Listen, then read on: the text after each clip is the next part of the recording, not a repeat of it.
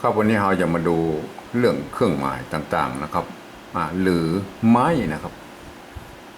ไม้ที่เอามาทำเป็นเครื่องหมายสัญลักษณ์อะไรอย่างต่างๆนะครับตัวแรกนี่ก็คือไม้ไม้เยาะนะครับไม้เยาะนะไม้เยาะหรือไม้ยักษ์นะครับตัวนี้ก็ไม้เยาะนะครับไม้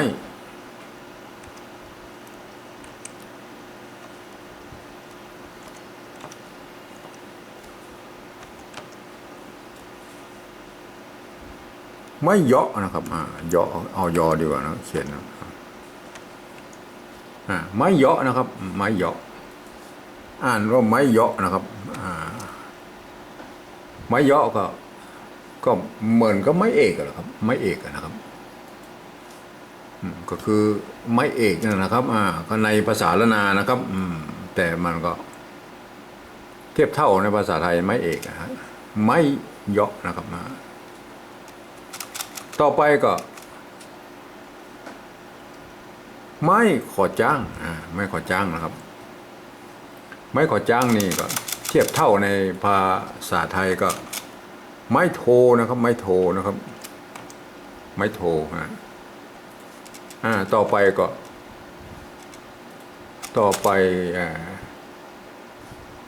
ไม้ซัดนะครับเอาไม้กักก่อนนะครับ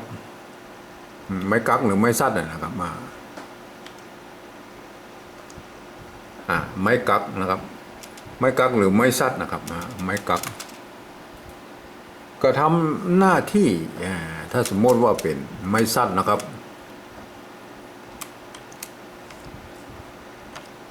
ถ้าเป็นไม้ซัดหรือไม้กักนะครับ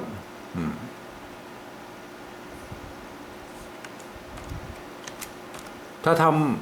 ำหน้าที่ซัดก็เหมือนกับไม้หันอากาศนะครับไม้หันอากาศนะถ้าทำหน้าที่เป็นไม้กักนะครับ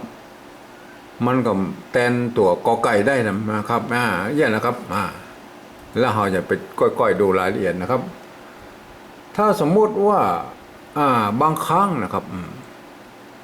บางครั้งทำเป็นหน้าที่เป็นไม้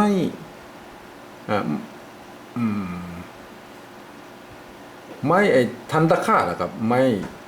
เปิ้นห้องว่าอย่างเหมือนก็ไอ้เลข8ในภาษาไทยครับไม้แต่คู่ไม้แต่คู่นะครับทำหน้าที่เป็นไม้แต่คู่นะครับไม้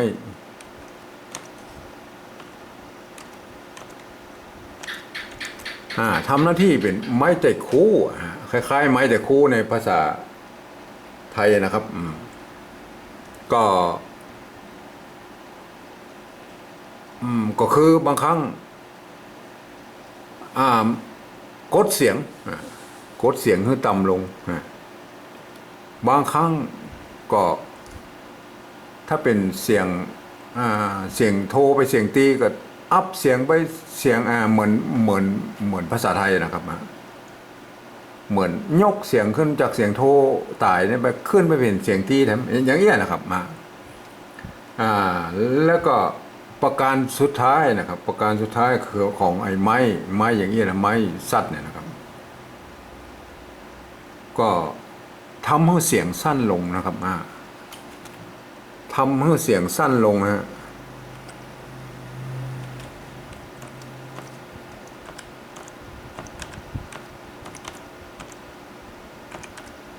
ไม้สัตว์ไม้เนี่ยทำหน้าที่หลายนะครับมาทำหน้าที่เป็นไม้สัตว์นะครับทำหน้าที่เป็นไม้กักนะครับทำหน้าที่เป็นไม้แต่คู่นะครับไม้แต่คู่ก็ในภาษาละนาถ้าสมมติว่า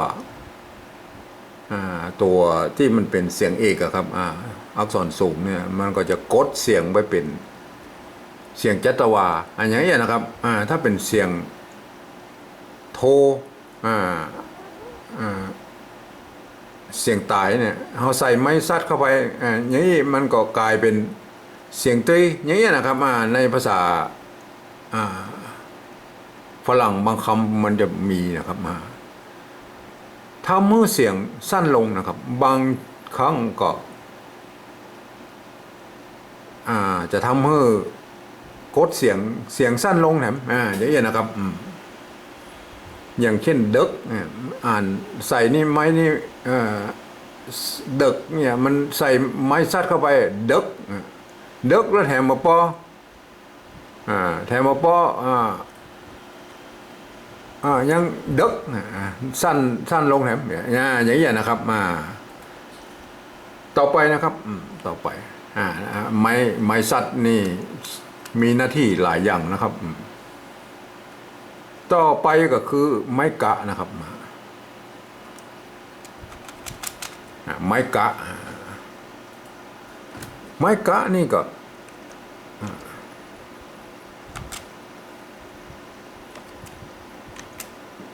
ครับนอกจากจะทำเป็นเป็นสระแล้วนะครับสระนะครับถ้าสมมติว่ามันมีกรรมในใต้ศัพท์อันอื่นนะครับก็ยังทำหน้าที่เป็นทำเมื่อเสียงสั้นโดยทำเมื่อเสียงสั้นลงเนี่ยเหมือนกันนะครับเหมือนไม้ซัดเลยนะครับ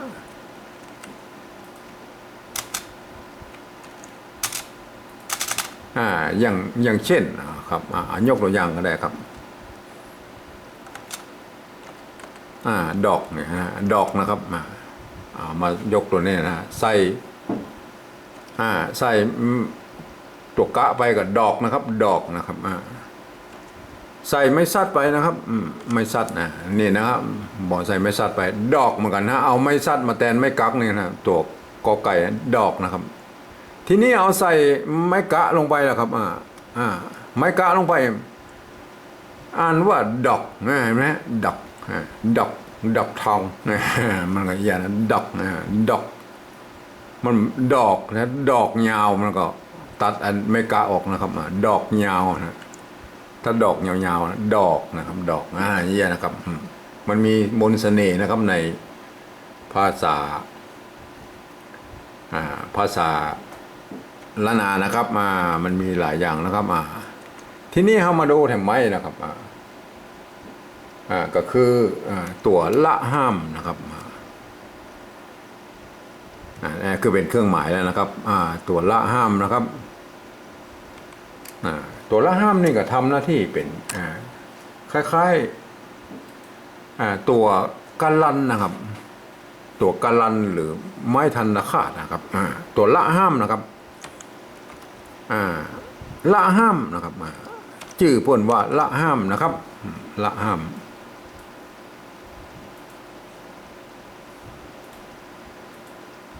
ทำหน้าที่เป็นคล้ายๆกับทันตะขาดนะครับทำหน้าที่เหมือนทันตะขาดนะครับในภาษาไทยนะครับทันตะขาดก็คือค่าเสียงทันตะขาดนะครับหมายว่าเวลาใจตัวละห้ามนี่มันก็จะไป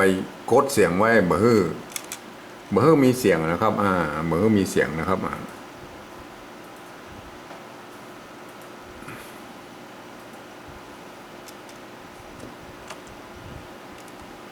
อย่างเช่นนะครับ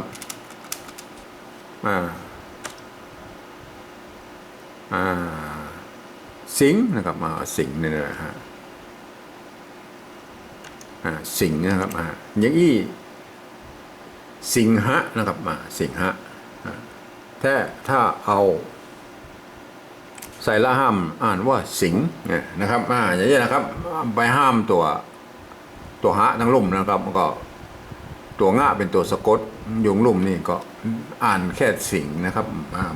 ถ้าบ่มีละห้ามกับสิงหะอย่างเงี้ยนะครับเป็นไปห้ามนะครับหมายว่าต่อไปนะครับ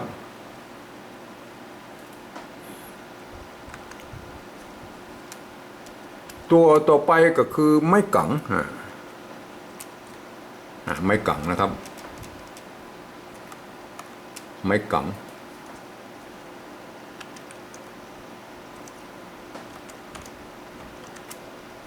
ไม้กังนะครับอันนี้ก็อู้ไปคือมัน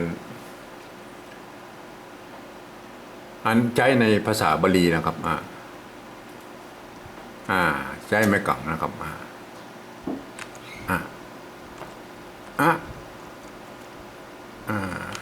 อานิจ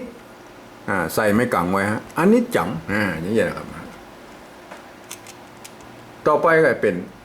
เฮาอู้ถึงไม้กังแล้วมันก็เป็นไม้กังไหลนะครับมี2ตัวนะครับไม้กังนะครับทีนี้มันจะเป็นไม้กังไหลนะครับ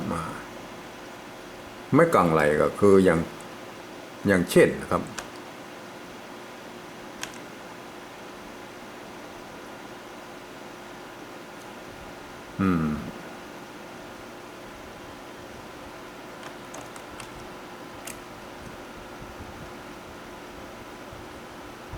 อย่างนี้นะครับมันความจริงมันอย่างนี้นะครับ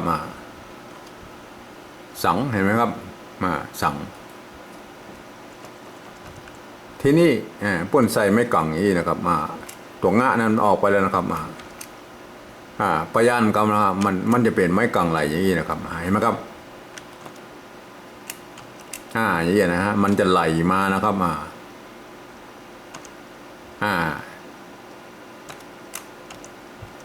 สังอ่านว่าสังขารนี่เป็นไม้กังไหลนะครับอันหลังนี้เป็นไม้กังไหลนะครับ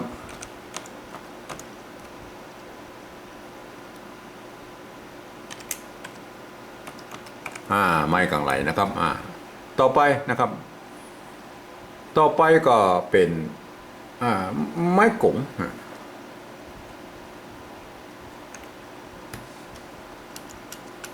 ไม้กงก็คือ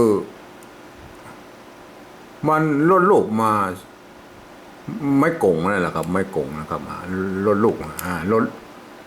ล้นลูกมาอย่างเช่นกงกงมันสระโอนั่นแหละครับสระโอนะกง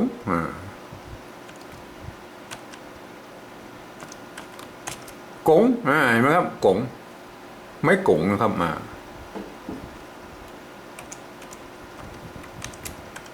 ไม้กงเห็นไหมครับอันนี้ก็กงเนี่ยกงมันเป็นนี่นะครับเปิ้นสกัดมันก็คือเป็นการลดรูปไม้สระโอเนี่ยนะครับไม้โกนะโกกงนะครับอย่างเงี้ยนะครับลดรูปออกมาเป็นอันนี้มันก็โกงนะกงอันนี้ก็กงอย่างเงี้ยนะครับก็คือเข้าใจไว้แล้วนะมันจะต้องมีไม้กงเนี่ยนะครับสะกดนะครับไม้กงมันก็จะเป็นไม้กงนี่มันสะกดได้ตัวหลายตัวนะครับแล้วแต่จะตัวสะกดตัวไหนนะครับกลม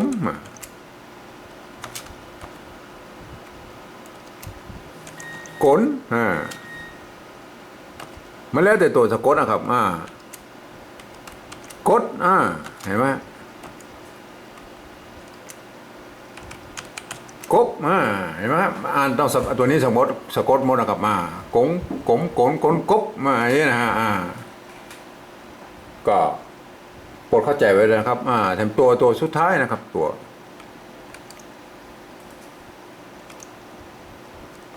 ไม้สองน้อยนะครับหรือไม่ทำหน้าที่เป็นไม้ซ้ำนะครับไม้สองน้อยนะครับหรือไม้ซ้ำนะครับไม้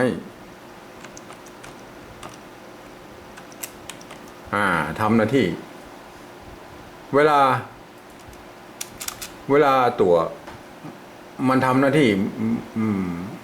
สมมติว่าจะเป็นตัวซ้อนกันนะครับซ้อนตัวมันซ้อนกันก็ห้ามอย่างนี้นะครับตัวละเอามาซ้อนนี่มันก็เป็นสอรอนะครับยี่มันอ่านว่าซานะครับซามันบอกลอลิงครับเพราะนั้น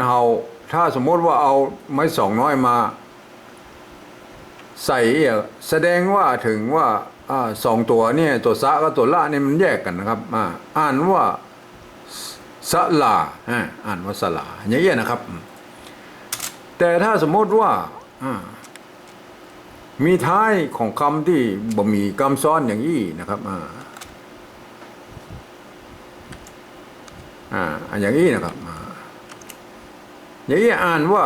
ปิกนะครับ ปิกเพราะนั้นถ้าใส่ไม้ซ้ำเข้าไปอีกแล้วครับอ่านว่าปิกปิกสองกำนะครับอ่านว่าปิกปิกมีสองกำนะครับ แต่ถ้าสมมติว่ามันเป็นท้ายประโยคห่างลงไปแล้วครับมา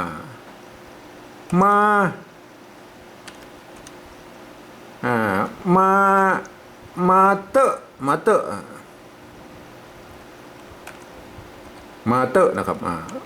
มาเตอะอย่างนี้มาเตอะนะครับถ้าเอาใส่อย่างนี้เราครับใส่ใต้คำอย่างนี้มาเตอะเตอะมาเตอะเตอะนะครับถ้าสมมติว่าห่างไว้มันน้อยเราอย่างนี้เราครับอย่างนี้มาเตอะมาเตอะนะครับโปรดเข้าใจไว้ว่าไม้สองน้อยเนี่ยนะครับเป็นไม้ซ้ำนะครับเป็นไม้ซ้ำแล้วก็แสดงถึงการแยกของตัวอักษรนี้ตัวเองนะครับแต่มดก็เครื่องหมายก็มดแล้วนะครับต่อไปก็เขาจะอู้ถึงการผสมแล้วนะครับผสมกรรมแล้วนะครับวิธีการผสมกรรมหลักการเบื้องต้นนะครับ